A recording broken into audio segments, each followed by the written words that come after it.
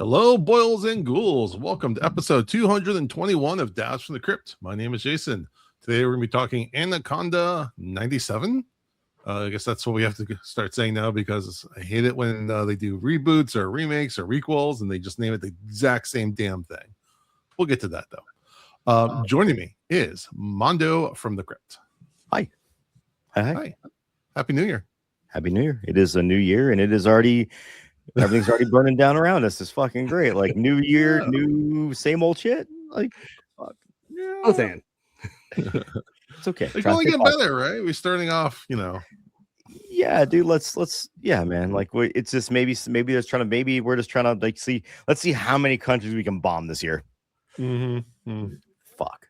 We're just being retro back to the early 2000s. Now that Stranger Things is over and 90s, we're just skipping over 90s nostalgia, going straight to early 2000s. Going back to what we're going. I feel like we're more so going back to like the 1920s, more so than moving forward. Yeah, when I go for old nostalgia, I don't necessarily go for. Remember the wars we were in back then? Yeah. Remember Operation Desert Storm? Ah, man. What a time to be alive. What a time. I mean, come on. I've watched Three Kings. The first one looked fine. Not that big a deal. For those that haven't tuned off yet, the other voice you're hearing is Jody. Welcome, sir. Happy New Year to you too. Hi, well, Happy New Year. Yes. I'm assuming we all rung in the new year watching Stranger Things. Yeah, absolutely. That was my whole New Year's Eve plan, was just to watch Stranger Things with the fam. Yeah. I got Lord of the Rings extended edition 4K yada yada from my holiday office White Elephant. So we watched the first half of the first movie extended edition New Year's Eve. Kids actually stayed up to midnight and then they were out. So I watched it the next morning. And they're putting those back in theaters, I think, this month, if I'm not mistaken. The extended version. Yeah. So if you want to spend 14 hours at the theater. Unfortunately, they're not playing them all back to back because that's really what I want. I want to camp out all day long, watch it back to back. You want to numb ass and dude. I can't sit through that. Bring my butt cushion. It'll be good.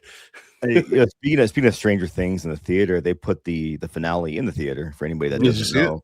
And no, because you had to do like even with Real Unlimited, it wasn't free. You had to buy.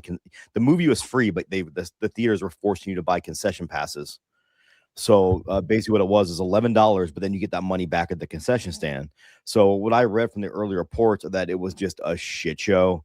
And then, the theater is mostly sold out. So people were just sitting in, people would buy a front row seat because all that was left and then just sit in someone else's seats. And like people were having arguments and fights in the theater. And I'm like, you know what?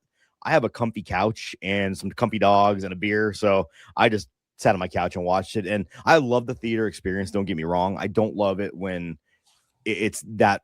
When I won't go see like a blockbuster movie opening night for this. I just don't like that. And for those people who love that experience, good for you. Like fucking nothing but respect. But like sometimes those large crowds, especially with the general public, are not always the most fun. Is what I'll say. And I've heard a discourse too of people being loud in the theater. And if I can also pivot real fast and tell you, I went to go see Planes, Trains, and Automobiles in the theater on Christmas Eve. It's my all-time favorites. Yeah, same here. Probably my favorite comedy of all time. Yes. And I was sitting 2 seats down from this person who was there with his, I'm going to say grandson. I don't know anymore.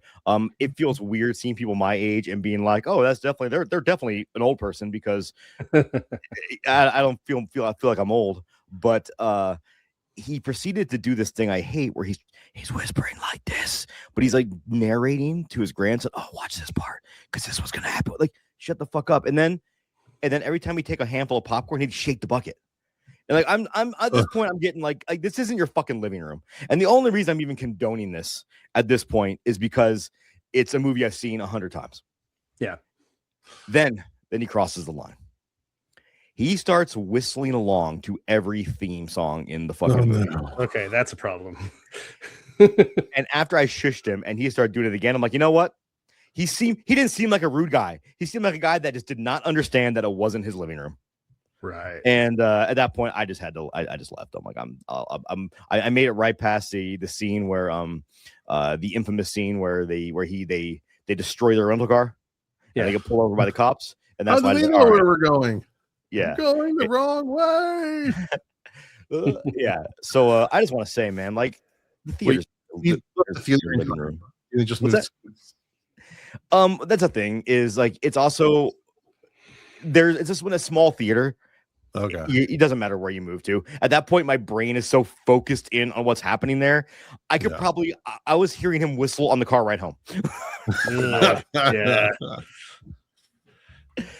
But Jason, didn't you have an interesting experience recently at a restaurant where you were offered a special menu or a special service? Yeah, I just forgot about that till now. So a couple things to note. The day after this comes out is my birthday. So as my wife says, I'm halfway to 50. What she means is halfway in the decade. Halfway through the 40s. Halfway through my 40s to 50. But I went to a Chinese restaurant the other day, and I think there's like some high schoolers that were on break or whatever working the front, and they asked me if I was 65 or older. So they needed to give me the senior discount menu. Here's a question: did you say yes? Because you possibly missed out on a good discount here. You know what? It's worth the extra $2 or whatever it is. Also, I'm not getting those small portions. Have you met me? I mean, to be fair, if you told the teenagers, "Hey, wait, I'm 45," they would think that's just as old. Right. Well, okay. To be fair, I was probably the youngest person in the restaurant. I think I was just hitting right when the early bird special was starting or something. I do like that. Isn't it Asian neighborhood? So I think there's just a lot of older people that frequent this place that always get it, and they're probably just for some high schoolers just doing whatever. But I was taken aback. It's almost the opposite of like a lot of bartenders will, and they just actually a law just passed in Utah where everybody that goes into a bar or buys any alcohol anywhere, you have to be carded. It doesn't matter if you're 20, if you look like you're 20 or if you look like you're 100, they have to card everybody. And I actually know bartenders in Vegas that will card anybody anyways, because they've dealt with this shit of carding somebody, and the next person goes, "Oh, why didn't you card me?" Well, it's like, well, obviously that person's like 22 and you're 40. It's not that big of a deal. But I know bartenders, I'll just card everybody, because that way there's never a question is why'd you card them and not me? And plus you get to make some people feel flattered.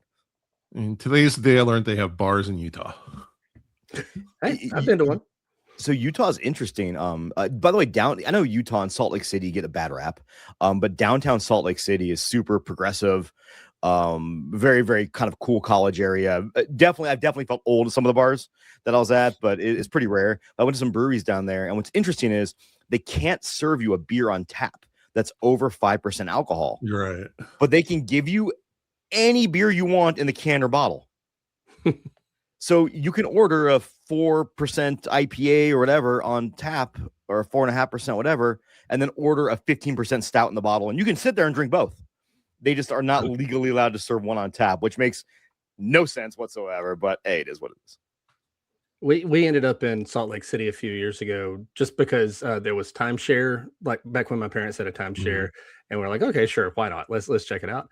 I had a great time. It's a beautiful area. The city is really nice. And that's the only place I could find something called Polygamy Porter, so why was Scotch Brewing Company?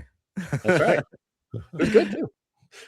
I think they actually were under fire for that name, and I don't even know if they exist anymore as a brewery, to be honest. Yeah, it's been a while. Yeah. All right. Before we get into our major review, I just want to give a quick plug for our Patreon, where we have a plethora of mini reviews. We have some from the movies, top movies of the year from our list, including Weapons, Companion, Ugly Stepsister, Begonia. We also have some for him and Good Boy. And I'm going to try to get one done this week for the new Anaconda movie that came out just a couple weeks ago. So be on the lookout for that at Dads from the Crypt at Patreon. Again, tonight we're talking the original Anaconda. I'm just a sucker for those 90s creature features, especially the big creature features that like are a mix of like the height of animatronics and then the beginning of CGI. It's such an interesting mix for me, and they're all just always so big and dumb and fun. So I've been sneakily wanting to get through a bunch of them, such as Tremors and Deep Blue Sea, and I was looking for an excuse to do Anaconda, and here we are. So again, this is Anaconda. Came out in 1997. Jody, give us a plot synopsis. See the difference between Anaconda and those other movies you mentioned, Tremors and Deep Blue Sea. They're all better than this one. Also, I watched Lake Placid last night with my daughter, and this is way better than Lake Placid. Oh, I actually think Lake Placid's better. Oh, okay. I haven't Sorry, seen Lake well, Placid I'm coming in. I'm gonna have my hot takes, but my Okay. hot takes is most of the other ones are better than this Yeah, one. I'm in the same boat. All right. So, anyway, Amazon River. There is a film crew searching for a long lost indigenous Amazonian tribe. The group is got the director, Terry, the cameraman, Danny, production manager, Denise's boyfriend and sound engineer, Gary, narrator, and an anthropologist. I'm not going to say everyone's names. It doesn't really matter that much. No. But they encounter a stranded snake hunter, Paul Cerrone. I don't know. Either way, he is not Paraguayan. And he's played by John Voight, the least South American man ever, with an accent that no human being has ever spoken in their entire life. I don't even know what it is. It's somewhere between Tony Montana and like a racist impersonation of a Mexican guy. This is where I think Tommy Wiseau got acting inspiration from for The Room. It is a crazy accent. And he is committed to using it throughout the entire movie. It's a feat. So the crew is kind of uncomfortable around Cerrone, and there's some incidents along the way where like one of them stung by a wasp in the mouth and it swells up his throat, and they have to do emergency tracheotomy, which TV has convinced me I could do. I don't know if I actually could, but TV and movies have convinced me if somebody's not breathing, I could get them there. And then we find out that Cerrone is actually a poacher and has been working with two of the other people on the boat. And so they all know each other. This was kind of a setup. And they are poaching giant snakes. Mateo falls in the water where a giant anaconda measuring 25 feet ambushes and kills him. And the other two don't know what happened. They manipulate the boat captain into saying, hey, you're not going to get your feature about the lost Amazonian tribe. Instead, why don't we get a feature of me catching this giant snake? And so the rest of the movie is them trying to catch this giant snake. I forgot to mention that one of the crew members is Ice Cube. How do you forget that? Yeah, I mean, I forgot to mention it. See, the thing, I like Ice Cube in movies because he plays Ice Cube in every movie. Yes, he is just Ice Cube in this movie. He is not Ice Cube in the jungle. You play Ice Cube on Mars, Ice Cube as a teacher. It's still Ice Cube every single time.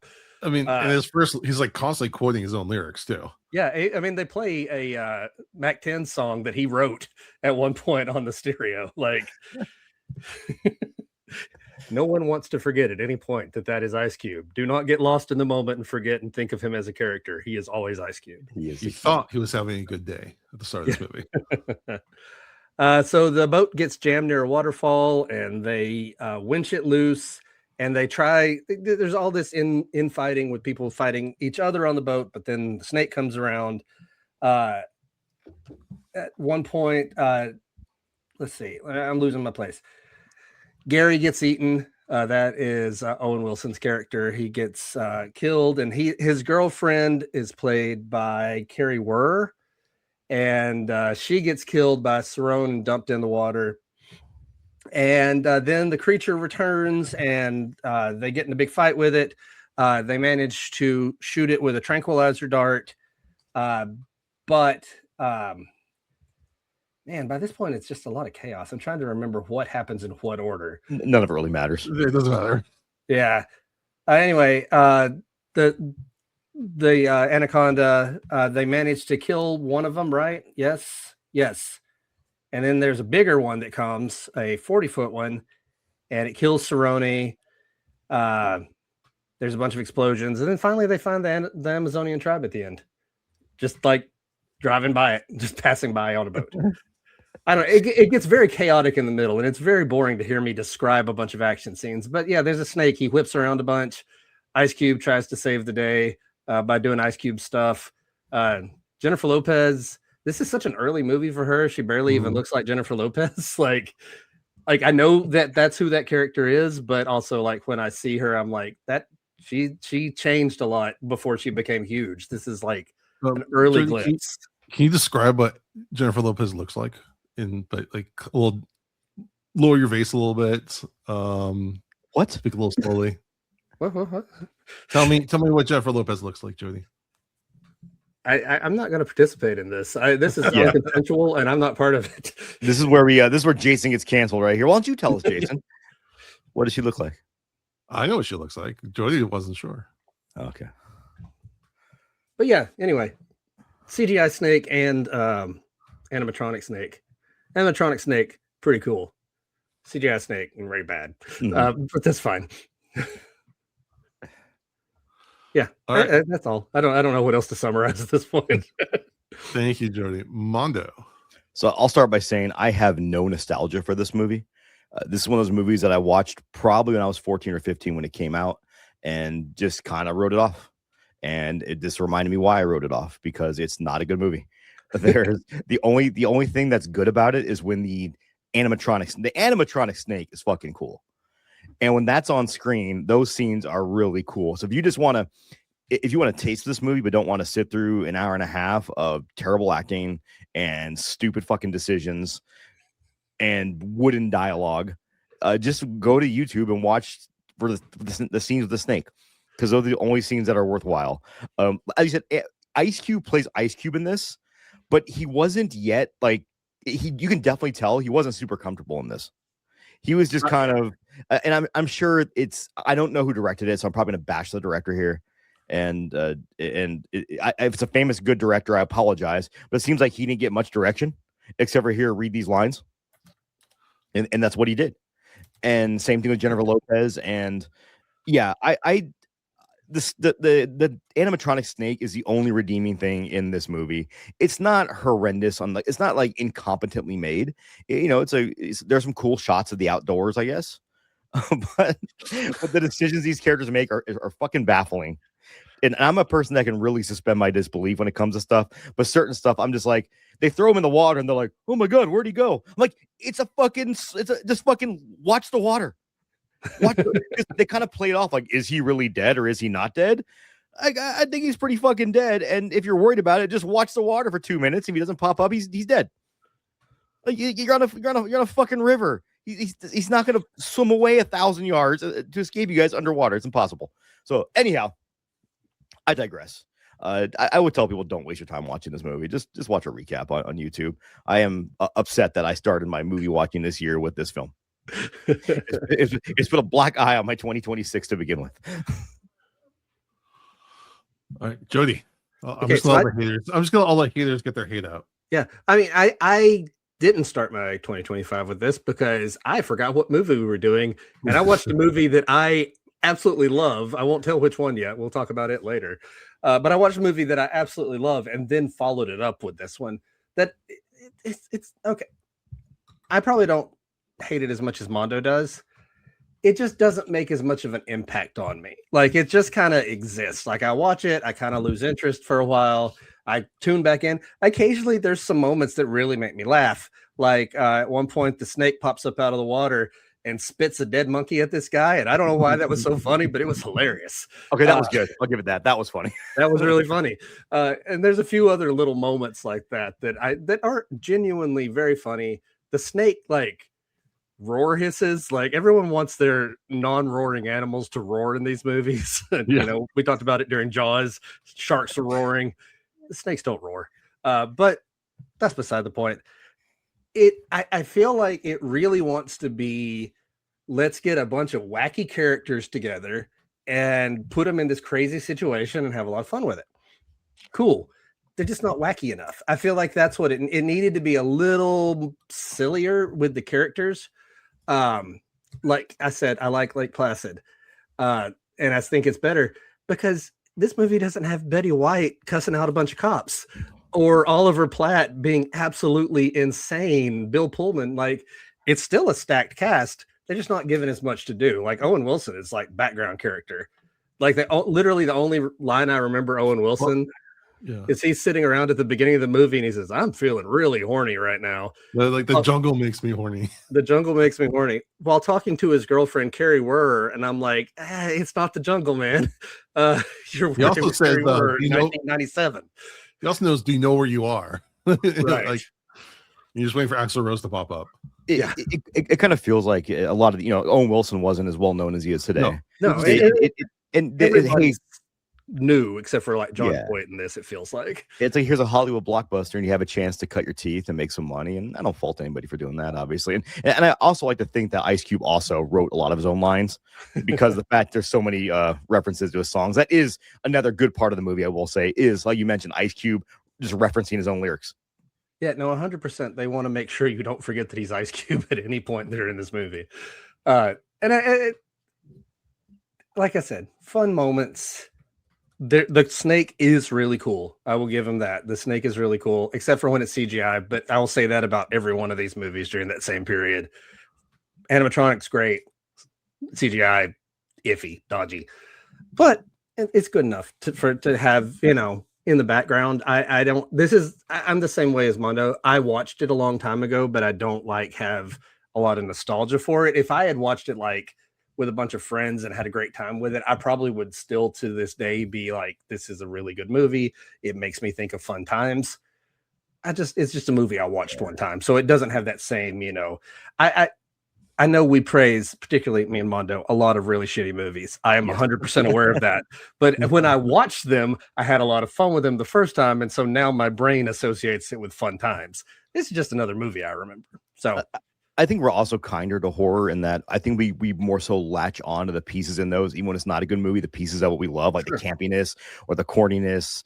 And I think it's harder to do when it's granted, it's horror adjacent, right? Anaconda definitely is, but it still is nature attacks. It doesn't quite have some of the same tropes that you see in a lot of the shitty horror movies I tend to love. Like I stand on business. I love Book of Shadows, Blair Witch Project 2. I do too. But I honestly think there are some genuinely creepy things in that, and actually a pretty inventive plot when you look at what they came off of.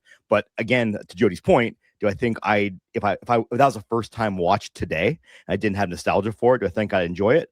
I'd probably be pretty angry that you made me watch it. You know what it is? One thing that would have really helped this movie is not going for the PG-13. If they had gone for the R and been a little more graphic, I would have had more fun with it, I think. Yeah. This has to be R. No. Is it really? I'm checking. At least that's what the dialogue is. Really?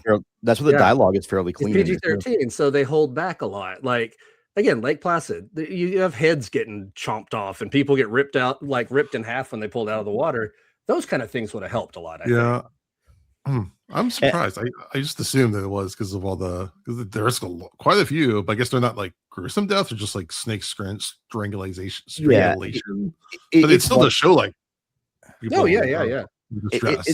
It's kind of the same vein of how Sam Raimi did Drag Me to Hell, where it's PG-13, but it's like you watch that movie and it's still very grotesque, probably the most grotesque PG-13 movie I've ever seen. So to your point, Jason, it actually is pretty cool how they do that, how a lot of the implied violence or the non-bloody violence. But also to Jody's point, man, give me some flying limbs and stuff, and it's a better time. If I had just a little bit more of that, I think it would have made the scenes a little more exciting. Yeah. All right. So 97, Jason is in high school, like probably either junior or sophomore. So by the time this came on video, this was like prime, like sleepover, rental video watching. So I really have a strong nostalgia for that. I would never say this is a good movie, but there's so much. I like discordant, campy movies where some people are trying to be serious. I think the director thinks he's making like this like serious parable about man versus nature and man versus snake, and snake as an allegory for blah blah blah blah blah. Ice Cube is just there like, I'm doing my thing, I'm getting paid.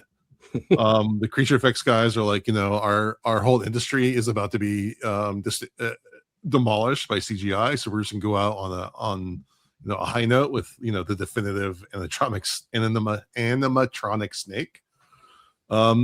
And the CG is really obvious, but the way it moves is actually kind of cool. I like the scene where the snake is like the guy's jumping off a cliff through a waterfall, and the snake grabs him midair. Yeah, CGI itself, but it looks cool. It's a cool concept of what they're trying to do. And I like that they only use it in things that you couldn't get the practical snake to do. They're not doing it for budgetary. It's more just physicality. You just can't do that. Yeah. So I appreciate it for that, as opposed to like just for the new one, it's like all CG and it just looks like it's just so obvious. I'm like, come on, guys, you couldn't have like done anything to homage the movie on that level. You would think in almost 30 years you could make CG look a lot better, but they don't. The new one isn't really about the snake at all. It's a very small part of it, but we're not talking about that one. I love the cast. Again, there's so many like stars are just jumping off. Owen Wilson is just playing California stoner dude who's horny in the jungle. We didn't talk about Danny Trejo in the opener. Is just awesome. Yeah. I think that's a great opener. If you have no clue what the like based on the marketing, if you have no clue what movie you're going into, and you just see this like poster with these like weird like reptilian eyes popping out at you, I think that's a very effective opening scene. And Trejo's always a fun time. Everything that Cerrone is doing, he's acting with his eyes so much in this movie, where like he's just like raising his eyebrows at people and like I don't know what the hell he's on. He's just doing it. He's just whatever it is he's doing it 100%, and that's what I want from that kind of character. Yeah, I'm not sure if Jon Voight is the best or the worst thing in this movie. It could go either way depending on the moment. Again, it's and that's one of those things. This movie is where like there's things are at the same time the best and the worst thing of all time. Like there's even a shot where the boat is going by the waterfall and where it's kind of hitting the land, and then when they're leaving, it's the exact same shot but in reverse. They use it quickly, but you actually see the water going up. If you're paying attention, it's just like those kind of things. They just make it baffling but awesome. And there's some really inventive shots. I'll give it to that. There's like really cool underwater CGI shot where the snake is swimming by, and you see one of the victims, just like the outline of their body bulging out. It's totally ridiculous. It's stupid as hell, but it's just a really cool, creepy shot to like imagine you're like stuck inside of a snake. Now, I'm someone who has a huge fear of snakes. The way Mondo does with spiders. I wasn't thinking about that. I'm sure that affects you with this movie a lot. Well, except big snakes, like comically big snakes, don't really bother me. So like the scene where they blow up the dam and those little snakes are crawling over, that creeps me out way more than the big snake. I'm like that when it comes to spiders too, because that's something that could really happen, as opposed to like I feel like I'm less afraid if a giant tarantula attacked my house. Yeah. Now there is a certain level of size. Like, if it was 6 feet tall, horrifying. 600 feet tall, and not really that scary for some reason. I don't know why. Yeah. Well, it's just fantastical at that point. Yeah. And like this is an exaggerated version of a real animal, but it's such to a point where like it doesn't really scare me. Like the scene where the scariest is like when the scene where the little snake's wrapped around his hand and biting his thumb. That to me is like, oh wow. And it's just funny for me, like in movies, I tend not to get like don't get me wrong. There are movies I Infested. I will not watch that movie. I've heard it's actually really good. It was really good. I plan to watch it. I'm like, I just don't know if I'm gonna sleep well tonight. Right.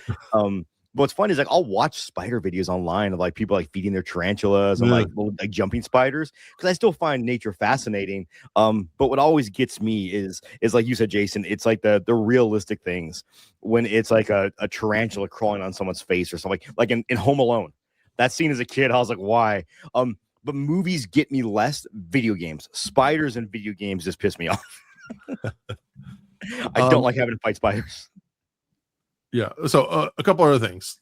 We get that really cool shot from inside the snake's throat when it's eating. It is a cool shot when he's swallowing somebody. Yeah. So we get like a shot from inside the snake's throat. We see the top of his head, and it's just kind of like going. Yeah. There's just so many cool shots like that. The regurgitation of Cerrone is fucking awesome. It's so stupid, and he winks. It's just like the most ridiculous thing ever. But it's just like, come on. Again, these are all like, but these are totally like YouTube moments or like, clip moments that the overall movie, the minutia of the movie, but it's only 90 minutes long. Yeah. So even as soon as something starts to get bogged down, it just moves on. It's just fun. I don't know. I haven't seen Lake Placid in, I don't know, at least 10 years, if not more. So I'd be willing to try that again. But I remember that one being a lot slower. it's not boring. I'll give it that. Like at no point was I bored watching it. I wasn't amused watching it, but it wasn't boring at all. Like, I'll give it that for sure. I'm having fun watching the dynamic shift this episode, because normally it's me and Mondo talking about an objectively bad movie and trying to justify why it's not as bad as everyone thinks. And now Jason gets to be the one doing it. It's fun. And unlike that's Jason, where I always land too when I'm trying to like And Joe, we're just trying to be nice, Jason. We're like, yeah, we can definitely see that point. That seems like a good point. But yeah, I mean, this is definitely not better than Tremors or Deep Blue Sea. I was trying to think of like other major creature features from the 90s. Arachnophobia. Yeah. Never seen it. It's probably probably like, as far as quote movies go, it's probably the best like movie of those without being campy. You know, I will someday, because I love John Goodman, I love Jeff Daniels, so I will someday. Anaconda's great, or not Anaconda, right? You changed me over the course of this. That's the clip that's going on Instagram right there. Yeah. Yeah. I mean, yeah. Again, there's a lot of stupidity in this movie, but it knows it. It's like, don't worry about it. Big snake. Move on. So yeah, that's really kind of it. You know, it's just a fun movie to watch, you know, especially if you've got like teenage kids, you know, it's a fun one to watch with them, I think. Yeah, I'm pretty sure my wife watched this at a sleepover with a bunch of friends, so she actually has a lot more nostalgia for this than I do, just because the environment she watched it in. I was probably just watching it by myself one night, you know, like picked it up off the rental shelf and whatever. But yeah, I feel like if you had a fun experience with this the first time around, you'd be a lot more likely to still be having fun with it. You know, well, also this was before like the Sci-Fi Channel took this movie and just like made a million different versions of it, like much worse and cheaper. I didn't even realize they did that, but it doesn't surprise me. I mean, they had like the Python versus whatever movies. Oh, okay, yeah. You know what I'm talking about? Yeah. I think maybe all the Asylum stuff like killed a little bit of my enjoyment of the giant monster movies, because there's so many bad ones now that sometimes when I see the giant monster stuff, I just keep thinking about, you know, Sharknado and other stuff that, you know, has its charms sometimes, but also a lot of it's really bad. Well, the first Sharknado came out and they got almost like a little bit of a cult following for how wacky it was. And instead of really just, so they milked it, they beat a dead horse. Then they started making every spin-off they could think of, and none of them had that. And I'm not of the belief that the first one even had a whole lot of charm to it, but I can understand why people found some of it charming, but they basically beat that just into the ground by oversaturating that very unnecessary genre of film. That's a good point. That like this was kind of the tipping point of like, okay, we can make this much cheaper now that CGI has gone slightly better. And I think again, with a different cast, if it was more CG, this movie would definitely be worse, much worse. But I think it has that. It's right at that point. Also made me think of The Relic. You guys remember that movie? Oh yeah, I like The Relic. Yeah, that's another one I kind of want to rewatch. I remember it being kind of crazy, but not as good. But I know it's based off a book that was supposedly much better.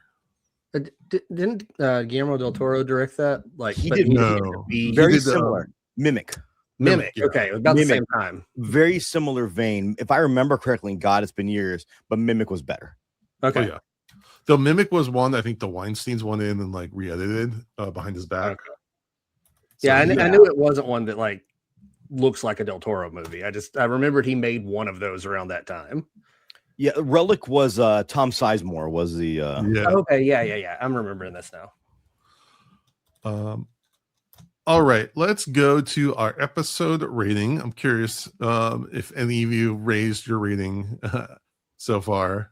Jody, and I know this is your favorite movie now. I just said it. Yeah, so I give this one a 2.5. All right. It's fine.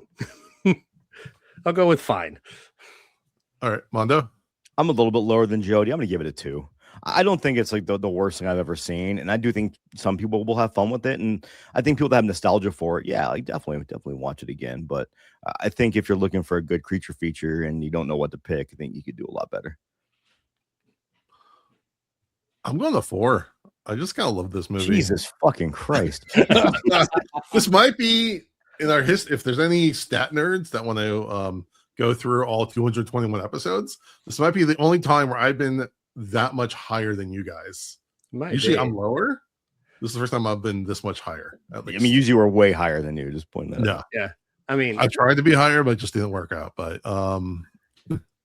we can't even complain that Jason made us watch this because we made him watch Bloodsucking Freaks, and we rated that one a lot higher than him. First of all, that was a we were giving Jason an experience. Not all experiences are appreciated.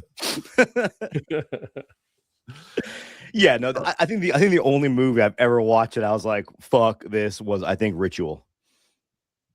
Yeah, which one's that? That's the Ritual or the Tales from the Crypt one? Tales from the Crypt Ritual. Oh yeah. That was, I think the one in the woods. Now I'm interested to see what movies we actually watch. I'd have to go through and look all the movies we did and see which ones I hated the most. But that one is probably the one off the top of my head that I probably disliked the most. Like I said, this one's super inoffensive. It really is. As much as I didn't like it, it's not like I was. I mean, I was kind of joking. I was angry to have to watch it. No, it was okay. It wasn't. I mean, there's got to be moments you're like, okay, that was like again. Yeah, it's like okay. I like creature features, and you can do a lot better than this. But is it a horrible watch? No, it's just there. Well, and if I hadn't literally watched one of my favorite movies right before this, thinking that was the movie I was going to be talking about today, it might have made a difference because I went from like, oh, I can't wait to talk about this to, man, I have to watch this movie now. Right. Let's not ruin the surprise of that movie. No, I'm not. I'm keep not. that one under wraps till maybe next week. We have a guest we're trying to get on, so it's going to be a little. Well, we'll save it. We will talk about it. Yeah, at some point. All right, let's take a very quick break and do a shout out. Hi, this is Joe Dante, and you're listening to Dads from the Crypt. Good old Joe Dante. Speaking of creature feature guys, I was about to say, yeah, if anything led to Anaconda, Joe Dante's work probably helped make that path. Okay. Oh, and I did forget to mention the director is Luis. I think it's Losa or Yosa. He did a lot of looks like Spanish movies, but the one he did do right before this was kind of his calling card was The Specialist with Sylvester Stallone, Sharon Stone, and James Woods. The byline is a woman entices a bomb expert she's involved with into destroying the mafia that killed her family. There you go. Okay. That sounds kind of badass. All right, Mondo, give us your song of the day.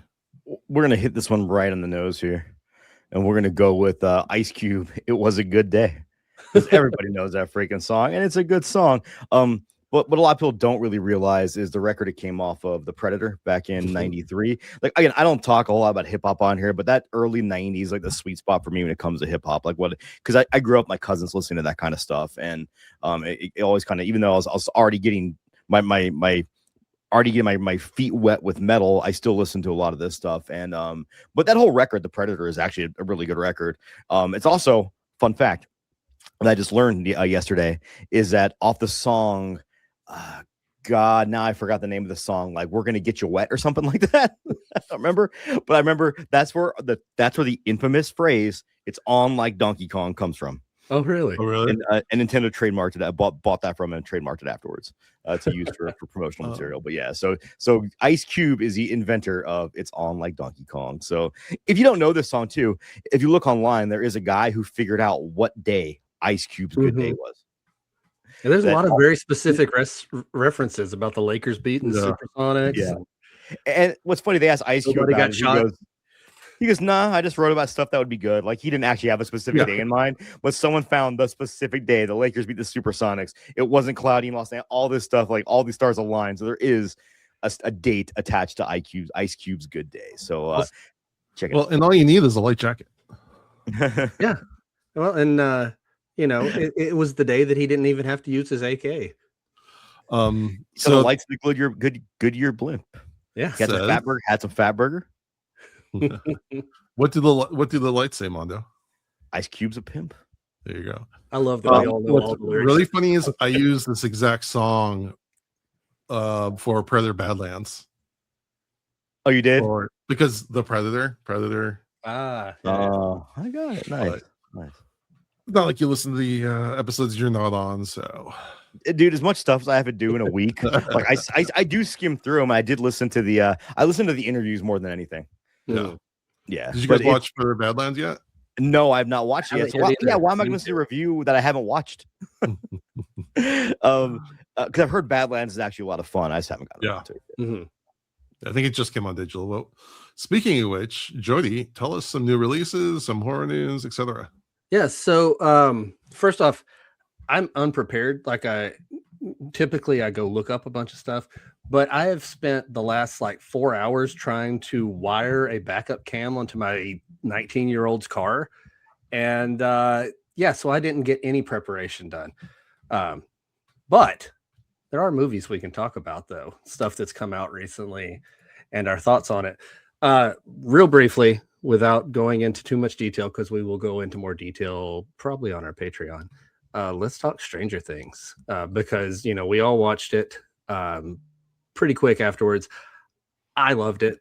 I thought it was the perfect end to this series, but I've liked this series all the way through. I was trying to think the other day, my kids were like, what's the best season? And I was thinking through, well, season 1 was really good. And well, season 2 was the one with Bob in it. And that was really good. And Steve had the baseball bat. And okay, that was good. Oh, the season 3 was the mall though. And then season 4 was the night runner. Okay, actually, I like all of them. So yeah, I'm an easy sell for this ending, but I thought it was great. It was end of an era. I spent 10 years watching this with my kids, and it was something that was 10 years ago, they were little. And so this was some early scary stuff that we were able to kind of push that edge a little bit. So yeah, I loved it.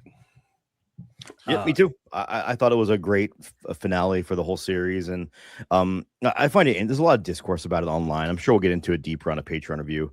A lot of discourse about it, but I think there's a common theme between people that loved it. We were all kind of nerds growing up, and this, I think the series speaks a lot to our nostalgia, while also introducing nostalgia, and I think it's a not over the top way to the younger audience. But the finale, I thought, wrapped everything up. I understand people too that said the season felt a little bit rushed, and I do understand that. Because I do think a lot of times when writers have that final season in mind, sometimes when they're writing it, they realize, oh shit, we didn't clean this up. I do think some of it did feel a little bit rushed. I can understand that, but I thought the finale in and of itself was a fantastic piece of TV watching, and there were a lot of wet eyes in my household during that last episode, and the last, not to give anything away, but the last bit of it I thought was just beautiful and put a little nice bow on the series. Yeah, I've never been a diehard fan. I watched every episode once. I was like, okay, that was fun enough, but I've never been hugely into it. Mostly just to keep up with it, really. I find it just kind of a lot of stupid shows kind of meanders in the middle with a lot of distinct plot lines, especially the season 4. But this one again, but it's probably one of the best finale episodes I've ever seen, as far as making it eventful, a big spectacle of what the show is, and then with a big coda to kind of wrap things up. So yeah, it definitely hit the feels. Oh, and it again, not talking too much about it, I think what makes this last more than anything is they made these characters that, for somebody who loved the series, it was because of the characters more than it was because of the story. The story was cool, and I enjoyed all the sci-fi stuff and everything.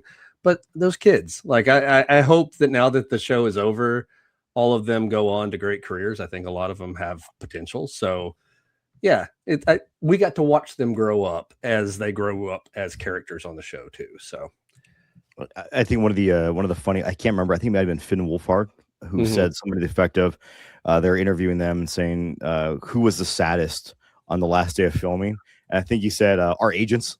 Yeah. Yeah. which I absolutely love. And yeah, man, I'm with you, Jody. Like I care about these characters, and I want to see them all flourish. And it's rare that a show does that. Usually, you always have those characters. You're like, oh god, why is this person in this show? But not this one. I liked every character in this series. Also, again, they're so young that like in 10 years, they could easily do like, return or whatever. Yeah, I don't want them to. They should. I'd be surprised if we don't get a. I heard they're going to do an animated spinoff. There is, and actually, I saw. Took my daughter to a test screening. So okay.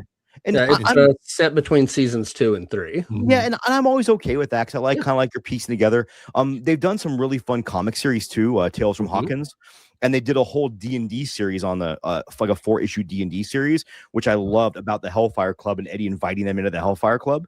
And I love that series. It was just a lot of fun because you're basically reading this comic while they're playing D&D, and it really made me nostalgic for that era of time.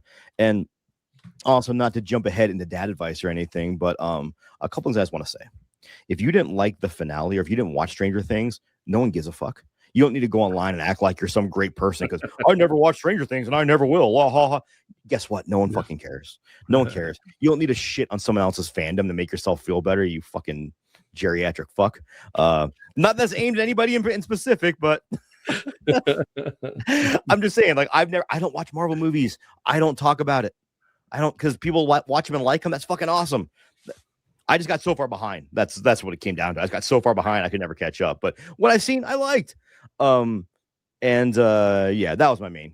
Oh, my main sticking point too is like, don't ruin things for other people just because. Don't try to act like you're above them because you never saw an episode of Stranger Things. Sure. But guess what, dude? You're missing out. Like, you're really missing out. So it's what it is. Yeah, I mean, I remember being a teenager and kind of having this instinctive need to be like, oh, this thing is cool and popular. Well, I don't like it. Yeah. Which is fine when you're 14. That's what you're supposed to do. You're a little asshole. But not like as a grown man, like, who cares? Don't be like that. If you're 50, like, fuck off. Who cares? Like, either no one cares. They've never seen a fucking Stephen King movie or read a Stephen King book or seen a straight. No one really cares, dude. Like, now if your post goes, hey, I'm 50, I've never read a Stephen King book. Where do I start at? That's awesome. Yeah. I love it. I love that for you, dude. Like, jump in, but don't act like you're better than other people because I never played D&D. Yeah, but you play fucking fantasy football where you stat nerd. Fucking dork. Yeah. All right, Jody. Well, so let's like I said, there's not a whole lot of news because nothing has been happening for 2 weeks. It's been 2 dead weeks with Christmas and everything. But let's see. I was gonna say we I did watch Influencers today. I was gonna mention that. And I would like to amend my top 10 list to add that because it was fantastic. It's one of those sequels where the first one's good. I liked it quite a bit, but this one like takes it and runs, which I really, really enjoy. And they have just that little hint of political commentary in there by making but just enough. Like you could just take that out. It wouldn't matter, but it's enough to make you, root even more for these people to have bad things happen to them throughout the series. Anything, it fleshes out the main character. It doesn't give like her total story and motivations. We don't need that, but it shows her trying to be something different. And what happens when she tries. I'm not going to say anything more, but it is very, very good. Was looking to see if any big trailers have dropped recently, but really not. It's just not. The other one that we're going to mention was Bliss. Not Bliss. Jimmy and Sticks. Just came out of digital. Yeah, Jimmy and Stiggs just came out of video. I haven't watched it yet. Mondo, you have? I watched it this morning. And I thought it was enjoyable. If you like his other films, Joe Bagos, I think this one's going to fit right in with that, and I think you're going to enjoy this one too. A lot of gooey stuff. I don't want to talk about too much. I think it may be something we eventually cover here, which might be, I think, kind of worth covering. But I think they did a lot with obviously not a huge budget, and it's a lot of fun. I enjoyed it. Okay, I was looking at news items, and just completely out of nowhere, Guillermo del Toro's Mimic is coming out on 4K with a director's cut. so that you can see his version of it. There you go. Not the studio's version. So there's I'm actually interested in that now. This release on January 5th. There's a lot of stuff hitting theaters and streaming this month. We Bury the Dead just came out. Yeah. Primate comes out this week, January 9th. Yeah, I'm excited for that one. What is it? 28 Days Later, Bone Temple's coming out. Yes, definitely. Night Patrol comes out on the 16th. Here's what have you heard of Duba Duba? No. Is that from the nothing, something else? Go ahead. You might be thinking of, I think I know what you're thinking of, but it's like a movie shot on in-home security cameras. Okay. That's about a babysitter being left with the child, and then batshit crazy things happening because the child is possessed or something like that. I watched that trailer a few weeks ago, but that looked actually pretty good. The Addams Family has a new film coming out this month. Mother of Flies on Shudder. Not the Addams Family, like the Addams Family, like the three. Hellbender, Hellhole. Not the Snapping Addams Family. Then Return to Silent Hill comes out end of the month. That's true. There's a lot coming out in January. And the one my daughter wants me to go see with them, Iron Lung. I think that's one Jason was thinking of earlier. That some YouTuber, they made it based off a game, and ended up just self-financing the whole thing. And I was thinking, I think it's Hokum. Hokum, I'm excited about. Oh yeah, that's not for a while. I think, but the name, some reason, made me think of Hokum. Yeah, Hokum's the one from Oddity director. But Iron Lung is Markiplier is the YouTuber, and my 17-year-old's very excited about it because he's a Markiplier fan. YouTubers, this is the era of YouTubers making their horror movies after they've established themselves. So, more power to them, man. Do it. Get that back. A lot of these guys are actually really talented. I've seen, the people on YouTube and the stuff that they can put together. Usually, like with very limited cast and crew, you can do some really good stuff.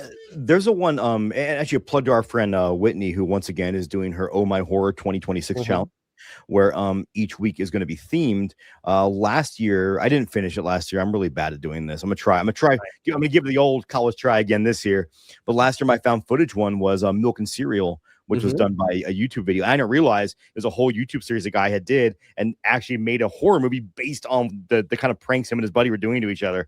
And I thought that was fantastic. And if you would like to join in the challenge, ohmyhorror.com has all of the different categories listed, and Letterbox is really tied into it too. So if you're a Letterboxer, you can make your list there and share it, and she'll share it too. So yeah. All right. What diet advice do we want to give? It's a new year. I'm just ready to get the kids back in school. They need some structure. I need some distance. That's where I'm at right now. Yeah, my 19-year-old just did his first semester in college, which is great. Oh, wow. But how's it going for him? It was great. He had a great year. Nice. And he's been at home for 2 weeks, and we are all ready to send him back immediately. Just because he's bored now. He's used to having stuff going on, and so we're ready for school to start back. Man, I have the opposite issue now as an empty nester, dude. Like I'm stoked when my daughter, my kid's like, "Hey, I'm gonna come over on Sunday." I'm like, and then every now and again they'll cancel, and I'm just like, "Oh, it's okay," but deep down, and I hope they don't listen to this. I don't want them to think like they're upsetting me. No, I get it. Life happens. Don't get me wrong. But I just love seeing my child. And I miss that. I kind of miss it's. There's that fine line. Like the fine line was when they were living at home, but they were working. So we always had that time. I travel a lot for work too. But now that I don't see them all the time, like I just miss them all the time. It's kind of sucks. I always thought it's empty nester, and being an empty nester is not bad. Don't get me wrong. I like the fact that I can just at 2 a.m. I want to wake up and don't want to put fucking a robe on to go downstairs and get a drink of water. I can. No one cares. But also miss my kid, who's currently texting me because they can't get Netflix to work, so they can finish watching Stranger Things. Speaking of tattoo artists, I told my wife if the Oregon Ducks win the national championship, I'll get the O tattooed. Okay, that's cool. Would that be your third tattoo? Your third? Yeah. Third. Right on. I thought you'd be more excited for my third tattoo, Mondo. Just something about it. I don't know. Like I don't love the idea of a sports team tattoo, but then again, dude, I think college is a little bit different because you went to Oregon. I paid them enough. Yeah. No matter, I find it. I don't know. I wish actually whatever people want to get in their body is their body. They can do what the fuck they want to do. I've always been weird though sometimes about, I guess teams don't matter because like I've been a fan of the 49ers since I was 6 years old.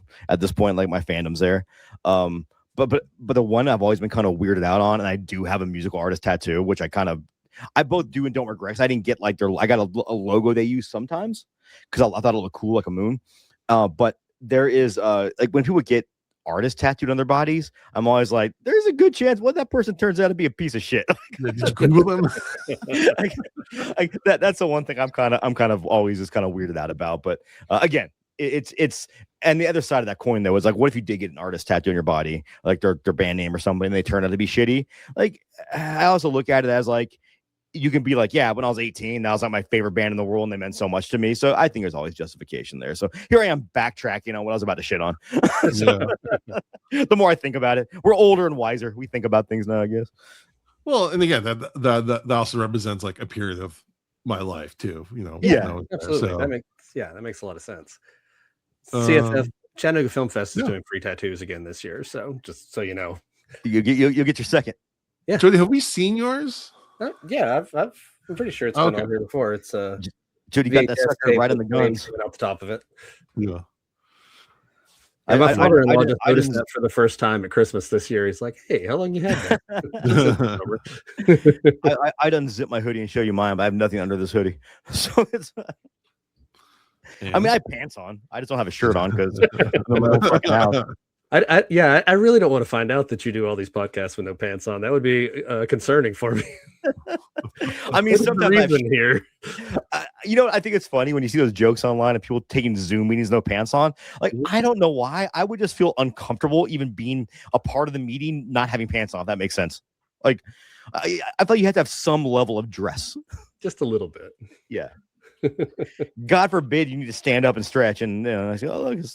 There's Jim's cock and balls right there, and then the Zoom screen for everybody to see. There you go, chat button. This is HR. I'd like to speak to you later.